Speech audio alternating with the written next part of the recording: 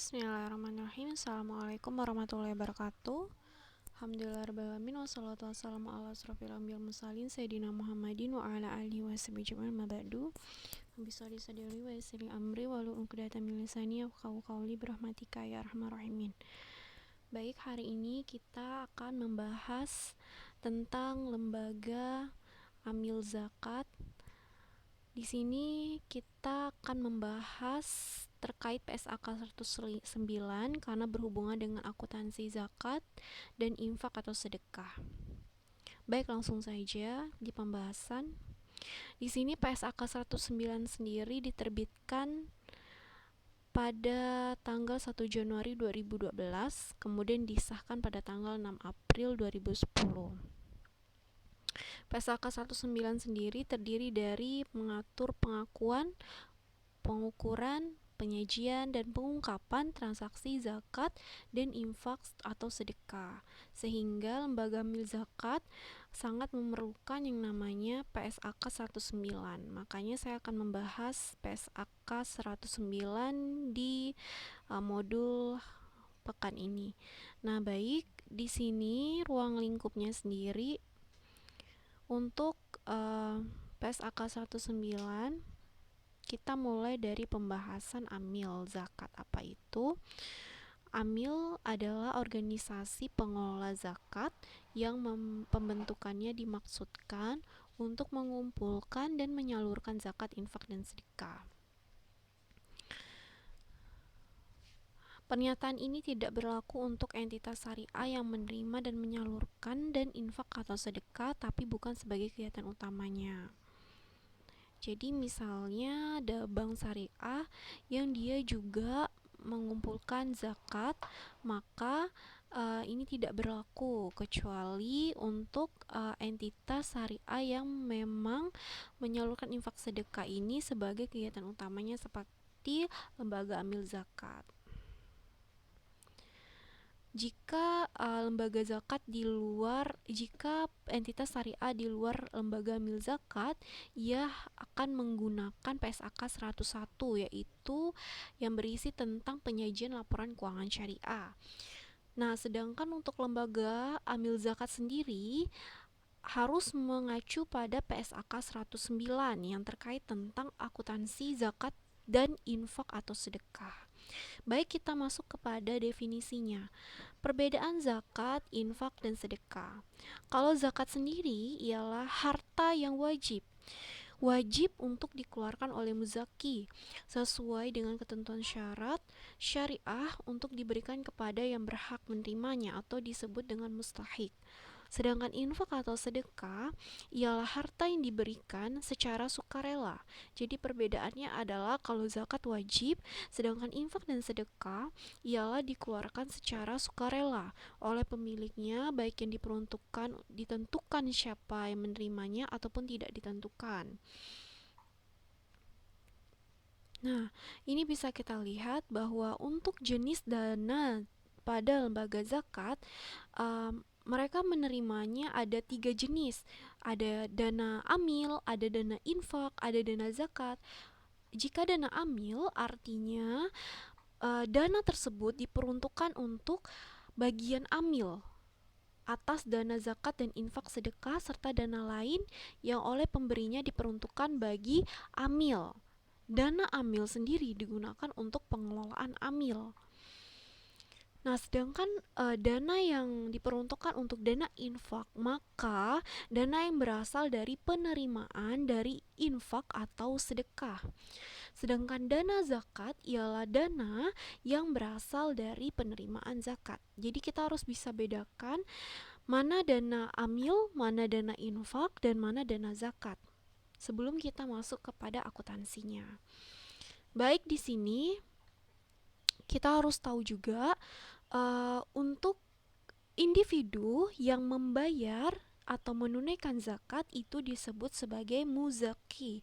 Sedangkan pihak atau entitas yang berhak menerima zakat disebut sebagai mustahik.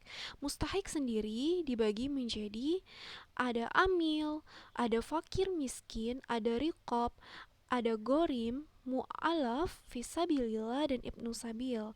Ini ada 9 golongan yang disebut mustahik.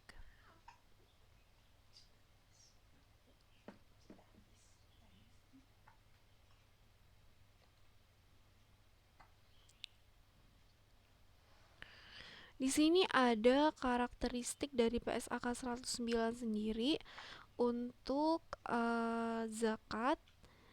Menurut PSAK 109 ialah kewajiban syariah yang harus diserahkan oleh muzaki kepada mustahik baik melalui amil maupun secara langsung juga boleh. Ketentuan zakat ini mengatur mengenai persyaratan nishab, haul, tarif zakat, dan peruntukannya untuk siapa. Sedangkan infak atau sedekah ialah donasi sukarela baik ditentukan maupun tidak ditentukan yang diperuntukkan oleh pemberi infak atau sedekah. Dalam hal mustahik yang sangat memerlukan kebutuhan dasarnya, misalnya fakir miskin, sudah tidak ada lagi. Dana zakat dapat diinvestasikan atau ditangguhkan untuk tidak disalurkan.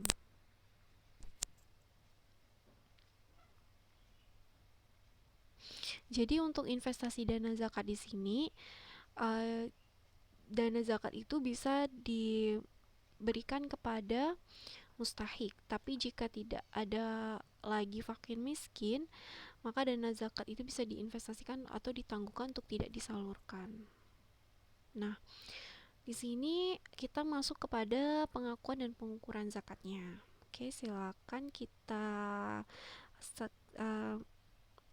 perhatikan untuk paragraf ke-10, 11, dan 12. Jika ada penerimaan zakat, maka jika ada nerima zakat nih, maka bagian amil zakat itu harus mengakuinya sebagai penambah dana zakat. Jika dia kas, kita bisa catat sebagai kas. Jika dia non kas, maka kita catat sebagai aset non kas.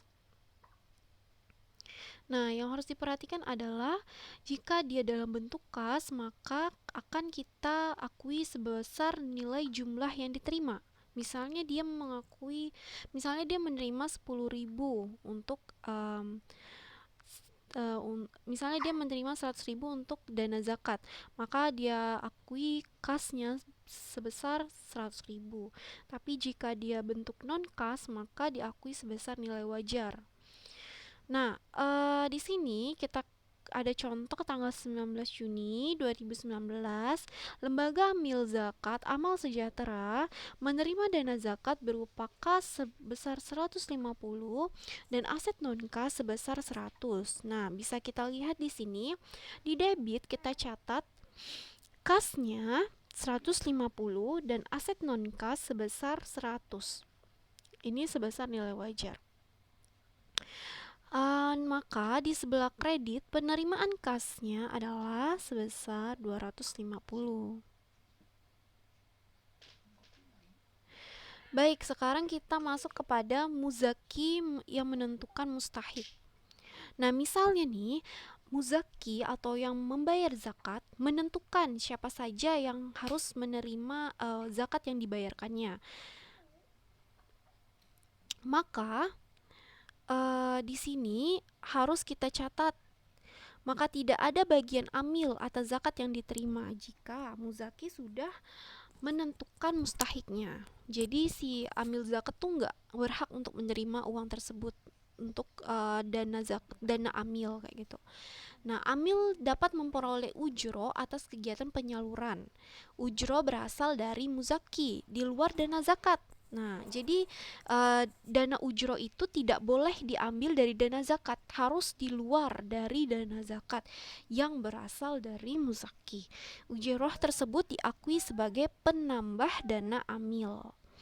Nah, di sini bisa dilihat pada contoh, pada tanggal 20 Juni 2019, Lembaga Amil Zakat Amal Sejahtera menerima dana zakat sebesar Rp200 untuk disalurkan ke korban bencana Palu.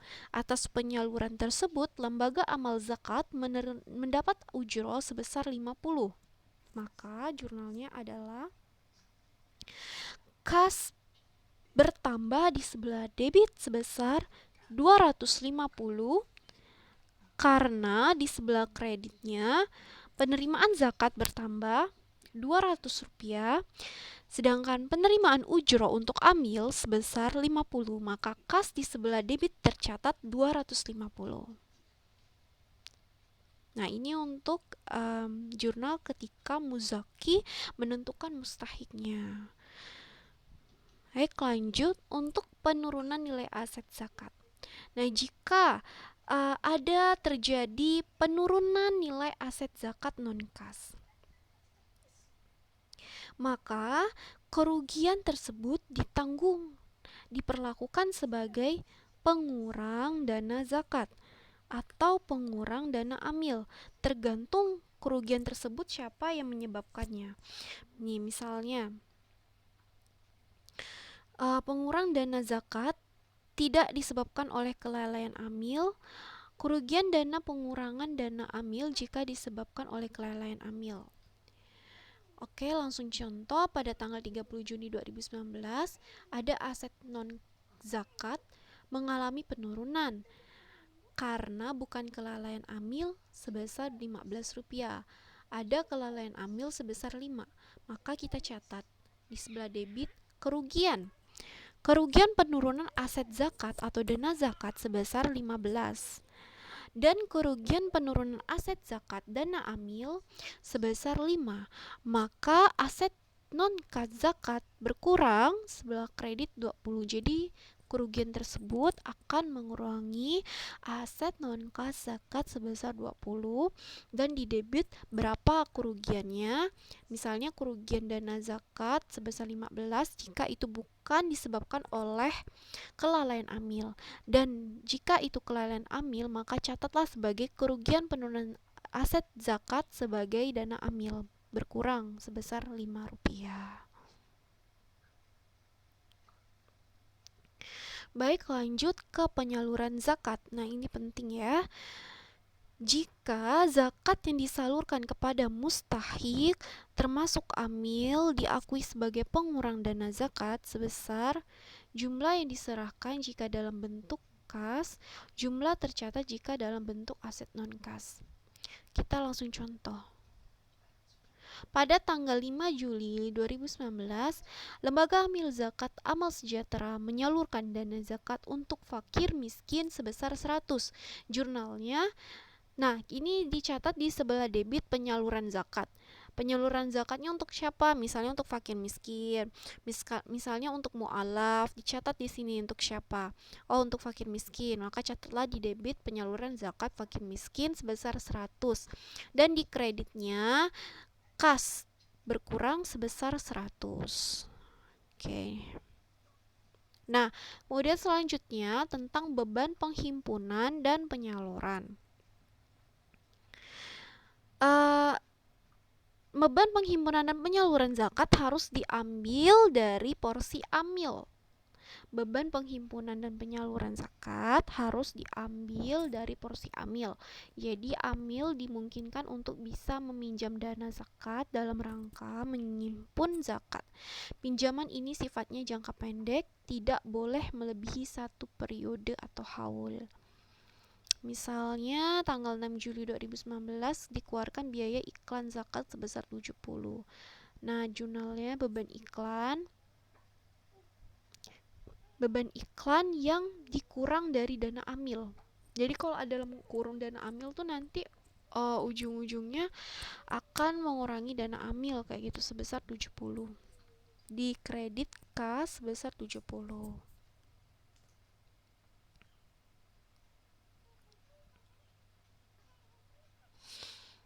Baik, sekarang masuk ke bagian amil. Bagian amil di sini ini maksudnya dana zakat itu diperuntukkan untuk ada bagian untuk amil, untuk yang mengelola zakat kayak gitu. Nah, di sini jika bagian dana zakat itu disalurkan untuk amil maka diakui sebagai penambah dana amil. Contoh tanggal 15 Juli 2019 dialokasikan dana zakat untuk amil sebesar 125. Maka di sebelah debit penyaluran zakat untuk amil sebesar 125 dan dikredit bagian amil dari dana zakat sebesar 125.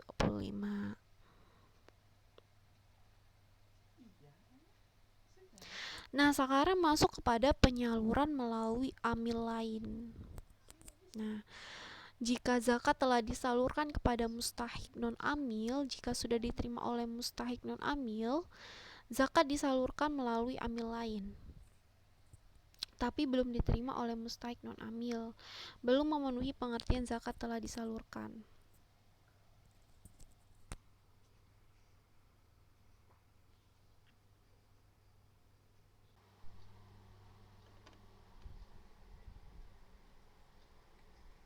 Baik, kita akan lanjutkan pada penyaluran melalui amil lain.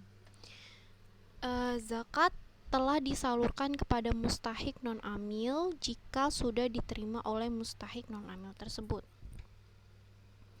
Zakat yang disalurkan melalui amil lain tapi belum diterima oleh mustahik non-amil belum memenuhi pengertian zakat telah disalurkan. Nah, jadi jika zakat yang disalurkan melalui amil lain tapi belum diterima oleh mustahik non-amil, oleh yang berhak menerima, belum memenuhi pengertian zakat telah disalurkan. Jadi dia belum termasuk zakat yang sudah disalurkan. Jadi amil tersebut tidak berhak mengambil bagian dari dana zakat, namun bisa memperoleh ujroh dari amil sebelumnya. Nah, dalam keadaan tersebut, zakat yang disalurkan diakui sebagai piutang penyaluran karena belum disalurkan. Jadi amil zakat itu mencatat sebagai piutang penyaluran. Sedangkan bagi amil yang menerima diakui sebagai liabilitas penyaluran. Piutang penyaluran dan liabilitas penyaluran akan berkurang ketika zakat disalurkan secara langsung ke mustahik non-amil atau pada yang berhak menerima. Nah, kita contohkan pada tanggal 20 Juli 2019 disalurkan dana zakat melalui amil lain untuk korban bencana sebesar 200.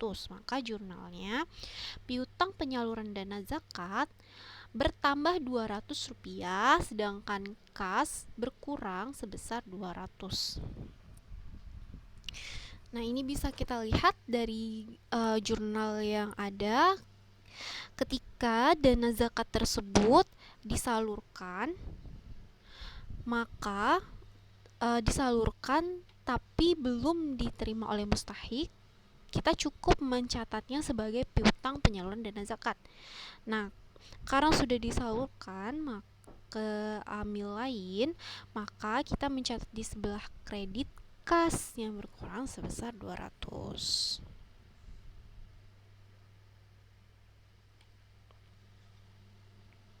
Sedangkan nanti jika amil yang kita salurkan itu menerimanya, ia akan mencatat di laporan keuangan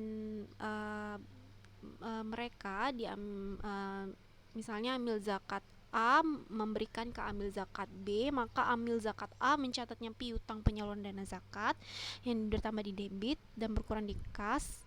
Nah, sedangkan amil zakat yang B yang menerima itu dia mencatat di sebelah kasnya bertambah, di sebelah debit dan kreditnya liabilitas penyaluran kayak gitu. Kemudian dengan keharusan pengembalian. Nah, untuk dengan keharusan pengembalian, contohnya investasi atau dana bergulir. Jadi contoh dana bergulir tuh misalnya itu zakat yang diperuntukkan untuk zakat produktif kayak gitu ya. Misalnya modal usaha untuk mustahik. Nah, ini di paragraf 22 PSAK 109 menyebutkan dana zakat yang diserahkan kepada mustahik non-amil dengan keharusan untuk mengembalikannya kepada amil belum diakui sebagai penyaluran. Nah, misalnya pada tanggal 23 Juli 2019 diinvestasikan dana zakat dalam berbentuk surat berharga syariah sebesar Rp5. Maka di jurnalnya kita catat di debit itu investasi dana zakat bertambah Rp5, sedangkan kas berkurang sebesar Rp5. Jadi di sini dicatat di debitnya investasi dana zakat. Nah, kemudian di sini tentang aset kelolaan zakat. Untuk dana zakat di paragraf 23, untuk dana zakat yang disalurkan dalam bentuk perolehan aset tetap atau aset kelolaan, misalnya rumah sakit, sekolah, mobil ambulan, dan fasilitas umum lain, maka kita akui atau amil zakat itu mengakuinya sebagai penyaluran zakat seluruhnya jika aset tersebut diserahkan untuk dikelola kepada pihak lain yang tidak dikendalikan amil. Yang kedua, penyaluran secara bertahap jika aset tetap tersebut masih dalam pengendalian amil atau pihak lain yang dikendalikan amil. Penyaluran secara bertahap diukur sebesar penyusutan aset tetap sesuai dengan pola pemanfaatannya. Kita contohkan ya, pada tanggal 10 Juli 2019 dibeli ambulan dari dana zakat, digunakan untuk layanan fakir miskin sebesar 150 dan umur ekonomis 5 tahun.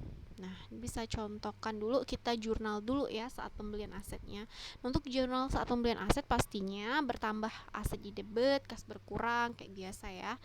Nah, ini kita catat debitnya aset kelolaan zakat bertambah di sebelah debit 150, kas berkurang 150. Kemudian kedua, kita catat jurnal saat penyusutan.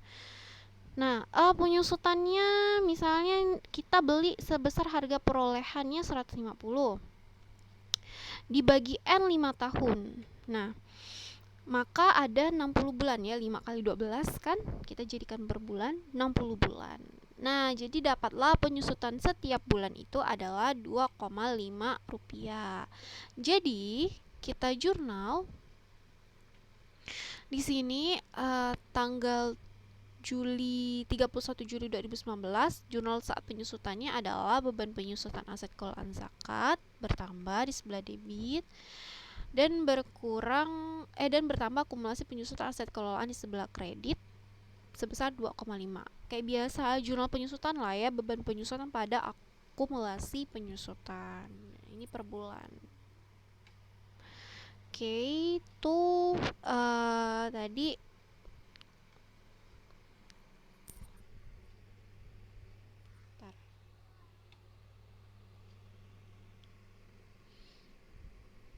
pembahasan pengakuan dan pengukuran zakat. Sekarang kita masuk ke pengakuan dan pengukuran infak sedekah. Nah, untuk infak sedekah sendiri ketika menerima sama kayak zakat, cuman dia penambahan dana infak sedekah. Terikat atau tidak terikat sesuai dengan tujuan pemberi infak sedekah. Sebesar, kalau dalam bentuk kas maka diakui sebesar jumlah yang diterima. Kalau dalam bentuk non kas sebesar nilai wajar. Penentuan nilai wajar aset non kas diterima menggunakan harga pasar. Jika harga pasar tidak tersedia, maka pada saat menggunakan metode penentuan nilai wajar lainnya sesuai dengan SAK yang relevan. Nah, infak sedekah yang diterima bisa berupa kas atau non kas. Non kas dapat berupa aset lancar atau tidak lancar. Contoh, tanggal 2 Agustus 2019, Lembaga Amil Zakat Amal Sejahtera menerima dana infak sedekah berupa kas 250. Jadi catat di sebelah debit kas 250. Kemudian aset non kas sebesar 300, maka catat di sebelah debit aset non kas infak atau sedekah.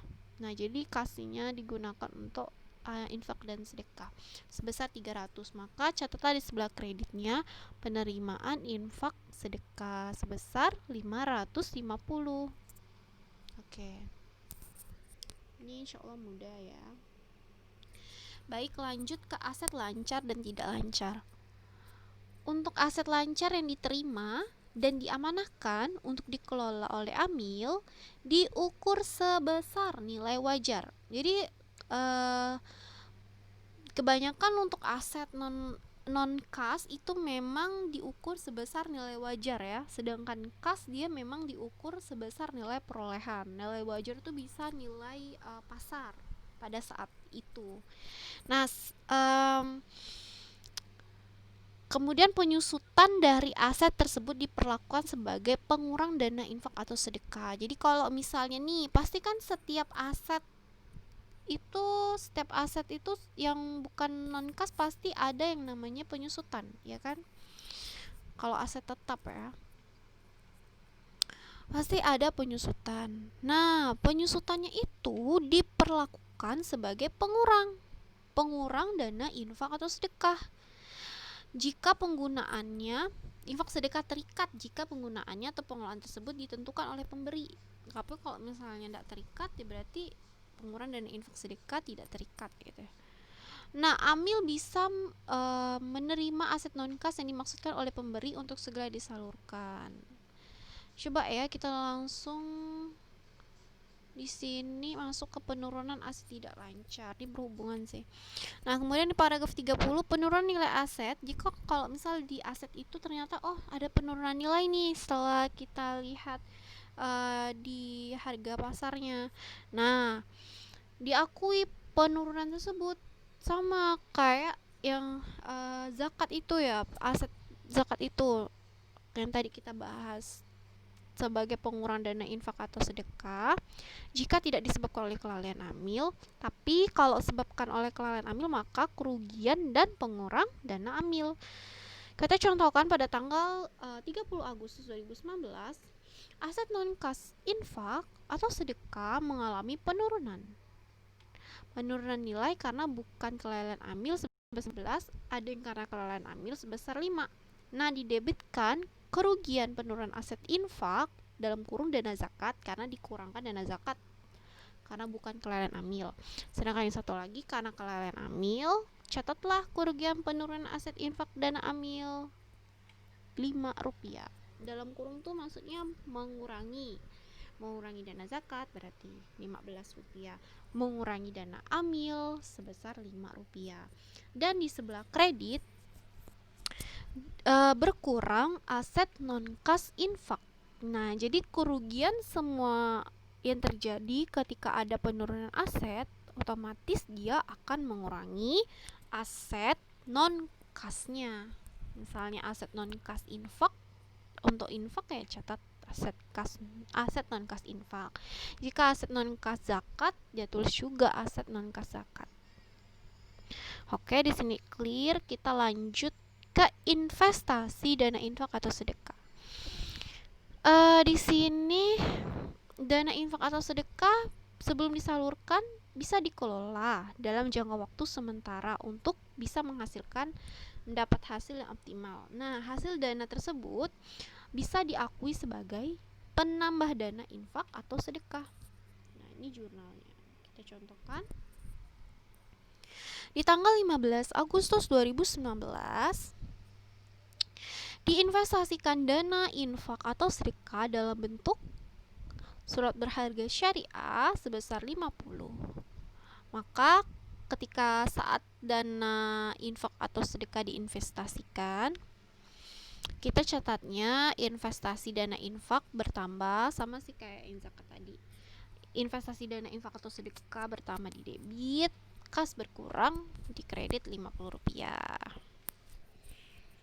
Kemudian ketika memperoleh hasil investasi, misalnya udah dapat nih hasil investasinya sebesar Rp5. Nah, jadi kita catatnya debit bertambah kan 5 kas sebesar Rp5. Kemudian di kredit hasil penempatan dana infak atau sedekah bertambah di sebelah kredit. Nah, ini kayak penghasilan lah ya kan, semua penghasilan itu bertambah di sebelah kredit. Oke, lanjut ke penyalurannya. Kalau penyaluran itu diakui sebagai apa sih? Ya pastinya pengurang ya kan, pengurang dana infak atau sedekah. Kalau misalnya dia kas, diserahkannya berarti dalam jumlah yang diserahkan yang dicatat. Kalau misalnya dia bukan non kas, maka nilai aset tercatat aset yang diserahkan. Misalnya nih pada tanggal 20 Agustus lembaga amal zakat, amal sejahtera, nyalurin dana infak sedekah untuk program beasiswa Rp100. Maka di sebelah debitnya catatlah sebagai penyaluran apa? Penyaluran infak atau sedekah. Untuk apa? Beasiswa Rp100. Di kredit berkurang kan sebesar 100. Oke, lanjut.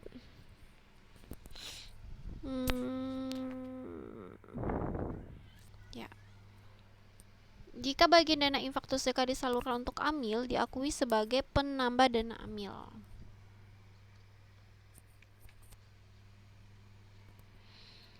Contohnya, pada tanggal 15 Agustus, dialokasikan dana infak sedekah itu untuk amil Rp125, maka dicatat di sebelah debit penyaluran infak sedekah untuk amil 125. Di kredit bagian amil dari dana infak. Nah, ini kalau misalnya memang selalu jurnalnya kayak gini, kalau misalnya amil itu dapat presentasi atau alokasi infak, zakat gitu ya.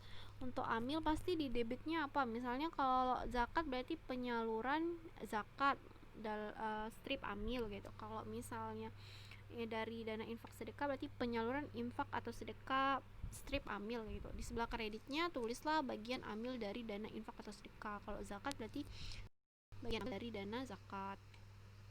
Ya, mudah ya, ini tinggal disesuaikan aja.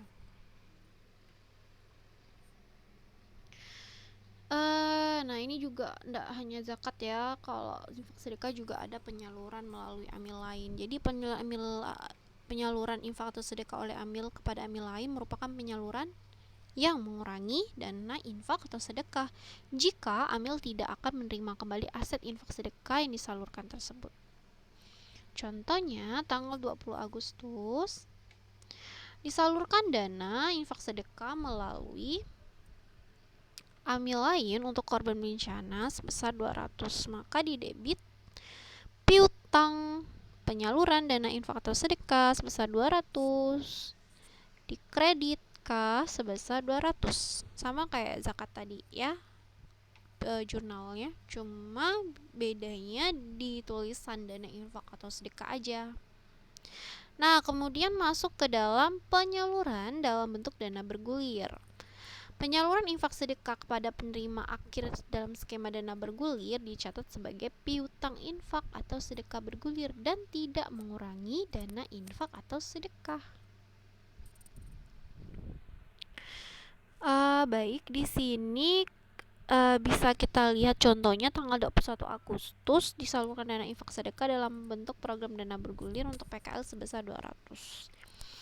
Maka dicatat sebelah debit piutang dana bergulir sebesar 200, kas berkurang sebesar 200.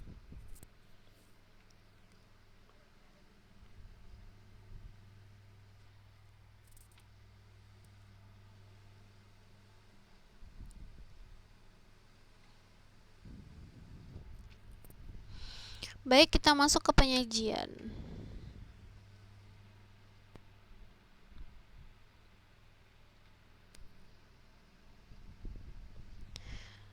Amil menyajikan dana zakat, dana infak, sedekah, dan amil secara terpisah dalam laporan posisi keuangan.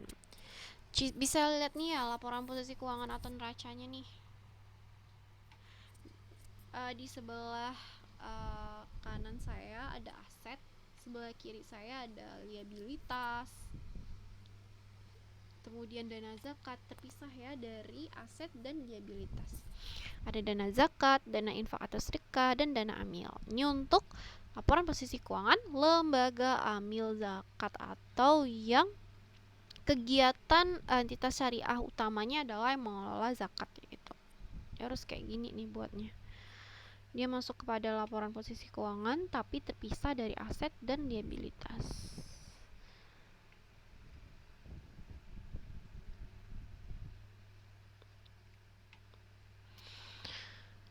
Oke, sekarang pengungkapan zakat. Pengungkapan zakat ini diungkapkan dalam catatan atas laporan keuangan. Misalnya Ada kebijakan penyaluran zakat seperti penentuan skala prioritas penyaluran zakat dan mustahik non-amil, itu juga harus diungkapkan. Kemudian kebijakan tentang penyaluran zakat untuk amil dan mustahik non-amil seperti persentasenya, alasannya, dan konsistensi kebijakannya itu harus diungkapkan. Kemudian metodenya, metode untuk penentuan nilai wajar digunakan untuk penerima zakat berupa aset non-kas. Nah, metode apa? Misalnya yang keempat, contohnya ada rincian jumlah penyaluran dana zakat. Berapa aja penyalurannya untuk masing-masing mustahik, itu harus diungkapkan juga di catatan atas laporan keuangan.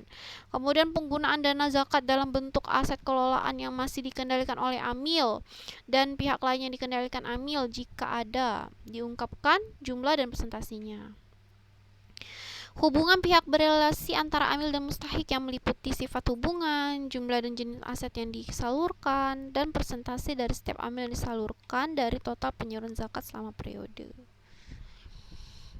Nah, untuk pengungkapan infak sedekah yang harus diungkapkan di dalam CALK terdiri dari yang pertama, kebijakan penyaluran infak sedekah seperti penentuan skala prioritas penyaluran,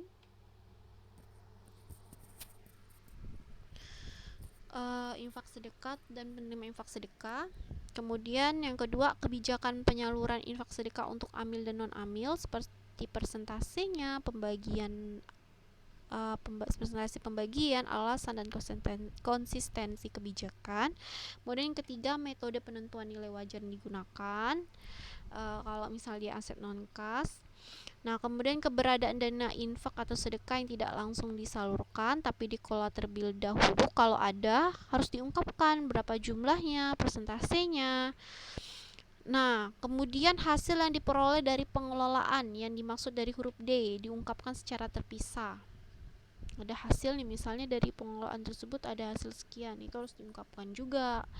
Kemudian penggunaan dana infak sedekah yang menjadi aset kelolaan jika ada, diungkapkan jumlah dan persentasenya terhadap seluruh penggunaan dana infak sedekah serta alasannya. Ini benar-benar rinci ya. Nah, kemudian rincian dana infak sedekah berdasarkan peruntukannya terikat dan tidak terikat. Yang H, hubungan pihak-pihak berelasi antara amil dan penerima infak sedekah yang meliputi sifat hubungan, jumlah dan jenis aset disalurkan, persentase dari setiap aset disalurkan tersebut dari total penyaluran infak atau sedekah selama periode.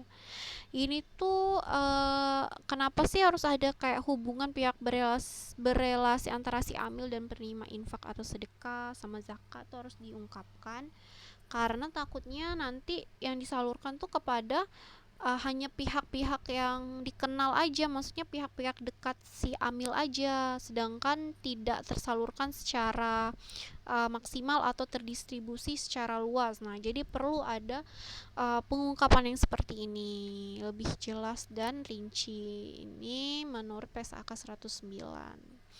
Baik, sekian untuk materi dari PSAK 109 tentang akuntansi zakat, infak, dan sedekah. Semoga bisa menambah kepahaman kita tentang lembaga amil zakat. Sekali lagi, apa yang saya ungkapkan di sini, kita posisinya sebagai lembaga amil zakat ya, yang mengelola zakat tersebut. Nah, sekian, terima kasih. Mohon maaf atas segala kekurangan. Wassalamualaikum warahmatullahi wabarakatuh.